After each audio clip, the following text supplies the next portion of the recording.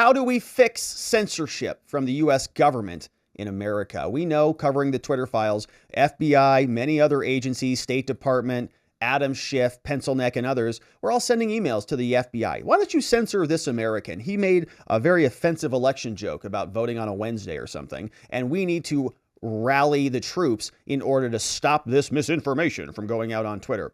And they censored us hard about all sorts of different topics, one of which was COVID, one of which was the lab leak theory, the lab leak hypothesis. We on this channel got several strikes for all sorts of different things, one of which was medical misinformation. And so the Oversight Committee is now being led by the Republicans, and they want to know what to do about this and how to fix this. And so they debated several bills today, two of which passed, which we will see where that takes us. But I want to start by going through the memo. Of course, the House is in session, and there was a proposal for what they were going to dig into today. So the updated memo for the hearing that took place on February 28th, this was published 4 days before that, but they can tell us that on Tuesday, February 28th, there is going to be a committee hearing considering these three things. Oh, perfect. Love to see this. A House resolution, a bill, one to protect speech from government interference. All right. Yes, we want the government to be restrained from interfering in our speech. Also, accountability for government censorship, another act, presumably to hold them accountable when they violate those rules. We also have the rules, the oversight plan as this committee unfolds. And so we're going to get into some clips, but briefly, here is what this first bill will do. H.R. 140, called the Protecting Speech from Government Interference Act. Just a quick summary, they tell us. This would expand the Hatch Act, the law that prohibits federal employees from engaging in political activities in their official capacity. This is the same thing you hear Karine Jean-Pierre talking about from the press briefing room, the podium, where she says specifically, I can't get into politics. I'm prevented by the Hatch Act. Wouldn't it be nice if the FBI said, well, I'm going to censor this conspiracy theorist, insurrectionist Republican, but then somebody said, no, that's political. You can't do that. If you do, you're fired or something. Well, this would expressly prohibit those same federal employees from censoring lawful speech. Maybe it would create a cause of action or something. Wouldn't that be great? Prohibits agency employees from using their authority to influence the private sector, to censor, to remove, suppress, restrict, or add disclaimers. And we saw this all over the place. They were shameless about this, in fact. They were sending letters from, statedepartment.gov. It's like, hi, I just have a simple request from you from FBI.gov. And these Twitter people are like, what? What am I supposed to say no to the FBI? It's improper influence. So they say you're not allowed to do that. Any lawful speech posted on its platform is now protected, provides an exception for law enforcement, of course. So that was the first part of it. There's also another accountability act. This would require a government-wide report to Congress of every instance over the past 5 years. Oh, perfect. Oh, this is great. That a federal agency has communicated with a non-governmental agency for the purpose of censorship. Wouldn't that be fun to know? Wouldn't that be great? It's like an audit. Yes, I support whatever this bill is. The report will include the agency employees that initiated the communication, the targeted platform, the justification of the action, including the legal authority for the action. Audited by inspectors generals. Yes, that would be so incredible. Can you imagine? This would be like the Twitter files on steroids, because it would automatically mean we would get Facebook files, YouTube files, Google files, Bing files, all the files, right? Every time some FBI, the only reason we see the Twitter stuff is because Elon conveniently dropped $45 billion and bought the company. But all of those emails exist, right? Elvis Chan is sitting there just firing off emails. He didn't just stop at Twitter. He was going off to Facebook and Google and YouTube, and maybe our name on maybe our YouTube channel showed up on a Discord email, or this channel showed up on one of those other emails. We'll never know, because Elon can't buy all the companies, unfortunately. But if our government passed a bill that said, hey, FBI, you got to give us this, and DOJ, you got to give us this and this and this and this, wouldn't that be nice to know? So they also have a plan for oversight and accountability, some generic rules here on how the business meetings will go.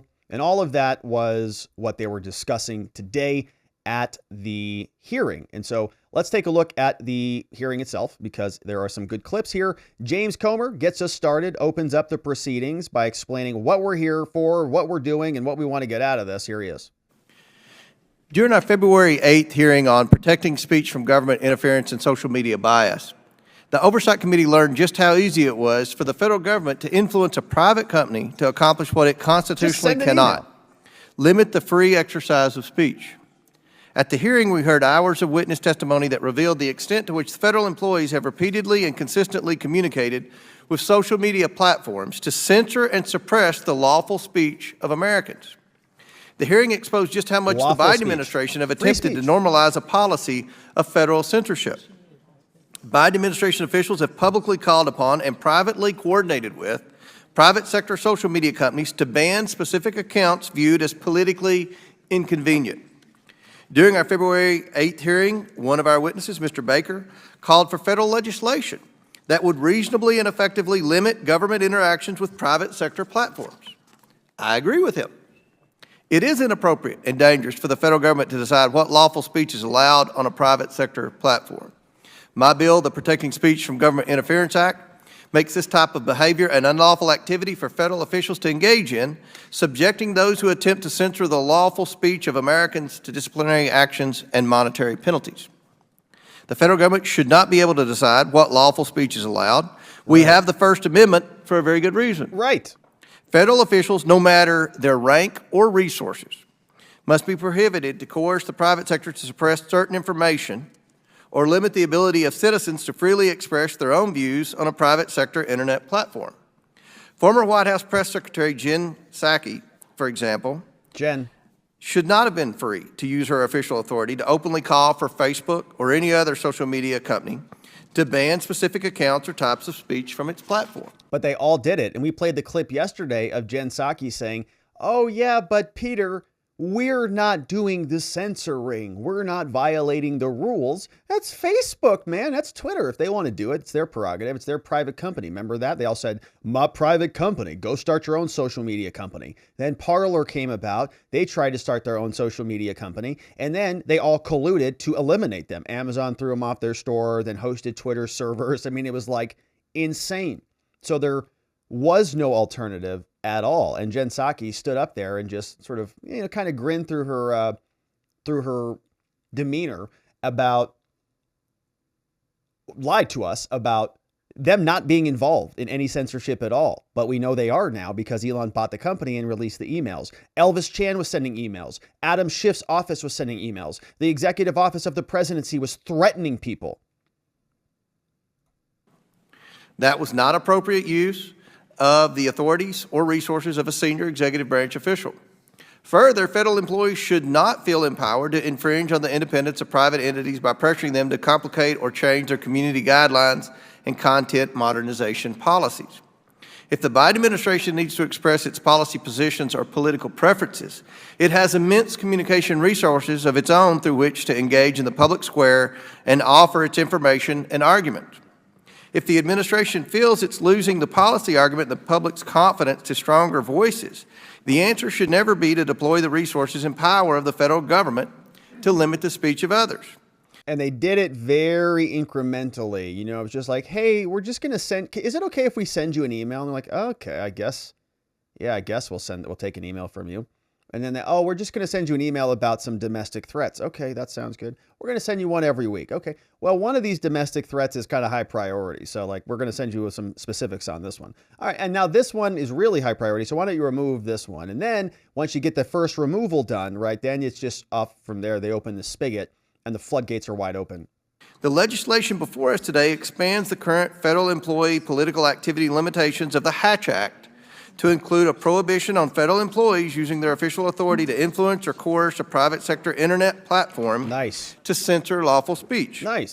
This includes a prohibition on actions that would result in a private sector platform suppressing, restricting, or adding disclaimers or alerts to any lawful speech posted on its platform by a person or entity. Wow. Okay, so none of those stupid exclamation points anymore.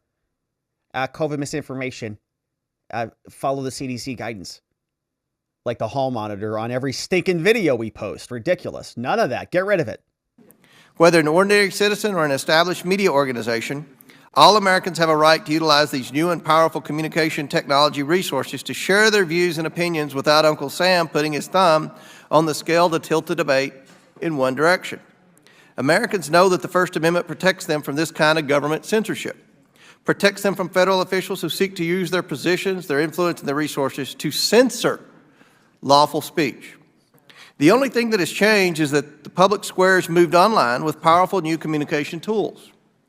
We are discussing this legislation today because Americans know that something's wrong, and they've asked Congress to fix it. I hope so. This bill is a targeted first step to address one clear part of the problem: the troubling development that the federal officials in the U.S. government view it as their role to censor the speech of Americans. I thank Judiciary Committee Chairman Jim Jordan and Energy and Commerce Chair Kathy McMorris Rogers for their early support in crafting this legislation. Absolutely outstanding. I think it is a critical component of success for the Republican Party, for conservatism. I mean, they have lost the free speech battle for a long time. Big tech controlled the narrative. All of the digital yard signs that the Democrats had access to, all the posts, all the videos, all the images, all the interviews, all the communities and channels, Discord groups, all of that stuff was allowed to exist. These were assets that people saw, that created engagement, that allowed their message to percolate like oil through the gears. But when they tipped the scales on that and limited conservatives or conspiracy theorists or insurrectionists or people spreading medical misinformation or election misinformation or blah, blah, blah, whatever they are, all of those people, right, were limited to such an extent that even their other speech was prohibited. So they didn't have the same assets out in the field. They didn't have the same tools. They didn't have all the digital yard signs and points of engagement that the Democrats had. And that stuff is extremely consequential. So if you can't have free speech and you can't have a discussion of reality, you can't have any success built upon that. And the Republicans have been losing this game for a long time. Very nice and refreshing to see that they're actually starting with this in mind. We've got to get control of this. The FBI can't send emails to Twitter employees telling them to censor stuff. Now, they're not going to do that anymore because they don't own Twitter, but presumably they still have these relationships, don't they? With Facebook and with Google and with YouTube and with all of the other conglomerates. So hopefully there is something that comes about. Now, Andy Biggs, shout out to Arizona, had a fun line of questioning talking about the DOE article. Says, hey, yeah, this is important because the Department of Energy article is now out. We can now kind of talk about this lab leak theory. But just a year or two ago, we were being censored and suspended, stricken on YouTube for this very conversation. I want to point out a few things as well. Number one, the recent Wall Street Journal report regarding COVID, where the DOE has known and suggested that there was an actual leak at the Wuhan lab, and that they knew about it for a couple of years. That's interesting, because when some of us suggested that 2 years ago, my colleagues across the aisle said we were conspiracy theorists, we were nuts, yeah, we were xenophobic, racist, bigots, all sorts of killing ridiculous grandma, complaints. I was censored, I was bumped, I was shadow banned, all types of things. Yeah, so were we. Because they said it was COVID misinformation. Yeah. Yeah. Joe Biden stood up and said, I think social media should do more censoring They did. of COVID misinformation. Harder. Turns out that was not COVID misinformation. No. When I stood up and said, I have on my desk 2 meta-studies which...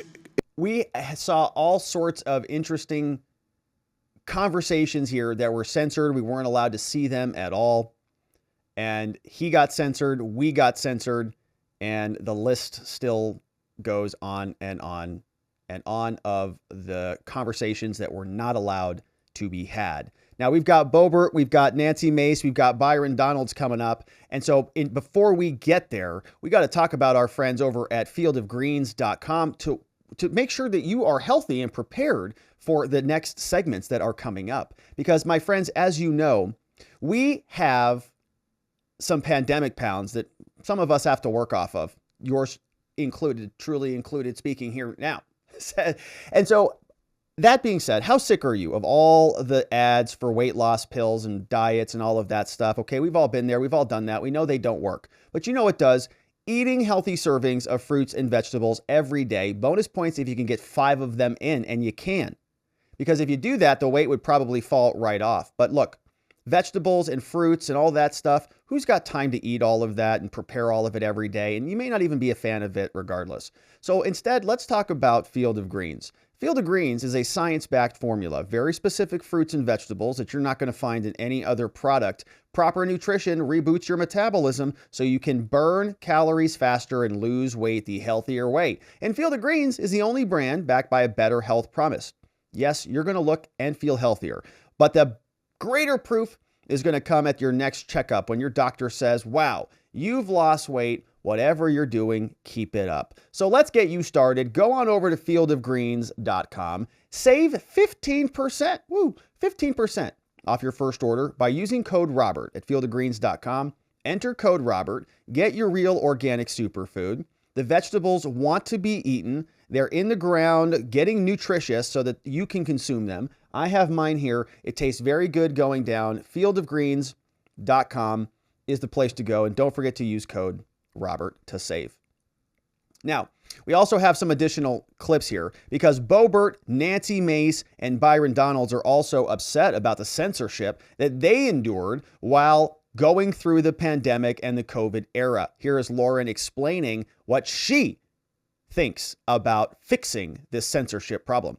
Thank you, Mr. Chairman. I am in support of this bill. Nice. I just wanted to briefly comment on the ranking member's remarks. You know, he mentioned that we want to have a government that's able to put out truthful information. Well, we've experienced a government that's put out very, very false information that has harmed people the past 2 years. And you are going after American citizens for asking questions. These are the people who were censored on social media platforms. And come to find out, we were right about the origins of COVID. We were right about... They were right about a bunch of stuff. So let me be careful on some of these because I was here. We are still on YouTube, and YouTube still is very squirrely with some of the policies. Died of COVID-19, how that was inflated. All of these questions that the American people were asking, they were censored, they were shut down, We're still censored, okay? I'm still skittish on YouTube because if you look at their COVID community policy guidelines, they are insane. So we're just being extra cautious here. Removed from social media, they were suspended, they were banned, and you want a government that just can put out truthful information? Well, how about allowing the real government, the people, to ask questions, seek answers, and not be silenced in the process while they are completely being lied to by their federal government, by the people who were put in these positions. And this bill is addressing exactly that. Good. Americans need to be able to ask these questions. They have the right to receive information about what's going on in our country and around the world, where things are coming from, how it's going to affect their children, their children's education, how it's going to affect their health physically. How can they do their job, right? How can they know what to vote on and how to govern if they can't communicate to their constituents about the realities of life and politics? This is what we are addressing. The American people were silenced for 3 years because of what China has done and because of our federal government colluding to cover up what China released into the globe. So we want American citizens to, yes, have a government put out truthful information. And also the people are the check on the government to say, hey, is that right? Is that accurate? Something seems off here. I have a question. Here's some information that I found out because, hey, federal government, maybe you don't know everything. They don't know anything. They are usually responsible for a lot of the action. I mean, we'll leave it at there. All right, we'll leave it there. But okay, that's Boebert, and I think she makes a very good point. She's not alone. We have Nancy Mace, who's also on the committee, weighing in on this topic. Mr. Chairman, as was asked earlier, my colleagues across the aisle, what evidence is there? The evidence is very clear. It's black and white. It's already been made public. Matt Taibbi, a journalist, in December 16th of last year, Twitter files. revealed that you can go online and see the evidence here, and he links to it, but Twitter's contact with the FBI was constant and pervasive as if it were a subsidiary. And I'm quoting Matt Taibbi in this. Between January 2020 and November of 2022, there were over 150 emails between the FBI and former Twitter employees. One in particular, Joel Roth, who was already here and testified before us. Yep. But there were a number of requests by the FBI for Twitter to take action on misinformation. They even tried to ban accounts that were telling jokes. Yeah, election I mean, this jokes. is the ridiculous nature of agents of Voting on the federal Tuesdays government. Wednesday instead of And some of Tuesday. it wasn't just Republicans. There were Democrats, too, that were targeted. So some of this is bipartisan targeting on both sides of the aisle, Republicans did it, whether it too. was this administration or last administration. This really should be a bipartisan conversation. And this, what Matt Taibbi also stated was that in the Twitter files, it was not just the FBI, it was DHS, it was DNI, it was other agencies participating in this, including elected officials we found out just a few weeks ago, including a U.S. senator, who tried to have constituents banned on Twitter because they said something criticizing him. Yeah. And so, this is a huge issue, I think, and we're not talking about, as my colleague said earlier, about terms and services of Twitter or other private social media companies. We're talking about agents, representatives of the federal government being involved here, and the evidence is very clear. And Mr. Chairman, if you'll allow me, we can re-enter into the record again some of these tweets that expose the FBI and DHS and DNI. I'd like to enter into the record with unanimous consent these tweets that show that federal agencies were involved with manipulating content, censoring content, and monitoring content at their whim. Thank you, and I yield back, Mr. Chairman. Good comment from Miss Mace, and of course she's referencing some of those Twitter files and a lot of the evidence that we saw that the government was in fact putting their thumb on the scales of free speech. And shout out to Zulu in the chat. Zulu sent in an interesting question here today. Says, are we abolishing Section 230 or not? Section 230, of course, gives the big tech companies some immunity from being responsible for the stuff that is posted on their platforms. Says, honest question. It sounded like the victory condition for rightism at one time. Also, the sky is falling. Okay, so that's from our friend Zulu. And it's an interesting question. I think that it's a related issue, but I think it's also sort of separate. So in this segment, right, in this committee, we're talking about the government agents acting as the censors. And so here we're saying that the government should be withheld, sort of precluded from having their agents go out and censor people. Whereas Section 230 would be whether you would have a sort of a private cause of action or a civil cause of action if somebody posted something on social media that was defamatory or that was, problematic. You could sue the big tech company for allowing them to post that thing. So it sort of gives them immunity. So, very closely related about moderation and monitoring and what is allowed on social media and what is not. But your question about Section 230, I sort of remember that era. I do remember where there was sort of a big push by the right to reform Section 230. And when we were covering this on this, there were Supreme Court oral arguments about this that we just covered here on this channel some time ago, maybe last week even, where they were talking about this and they were trying to essentially blame Google and YouTube for causing a woman's death because they were serving up ISIS videos on YouTube. Somebody was watching the ISIS videos, became radicalized, killed their daughter. And so they were trying to say the causation connected all the way back and that Section 230 didn't apply. But I found myself like almost defending Google and saying, well, Section 230 should immunize them from something like that because that's an insane thing to be liable for. And so it's a complicated issue. And I think that in reality, what the Supreme Court is going to say on that issue is that Congress needs to decide what to do about it because there is not going to be an easy answer. Section 230, I think, served a purpose. I think it still the concept that an apolitical, non-biased platform should be immune from what is posted on there, I think is a good concept. So the idea behind Section 230 is not a bad idea. The problem with it is when they became sort of weaponized and political, they weren't just these neutral publishers anymore. They were actual, editors. They were the sort of the authors of the content at that point. And then that's when Section 230 comes into play. But I think this is a separate issue. I think that this one, is right regardless, that the federal government should not have their agents being extended into agents of censorship, regardless. If it's a person's free speech, there should be a pretty big prohibition. If it's even close to being political, it should be protected free speech. It should have to cross a threshold of criminality that resembles the criminal code or something for the FBI to get involved. Otherwise, I think that it should be left alone. We should default towards more free speech. Good question, though, from Zulu, and thanks, Zulu, for the great super chat.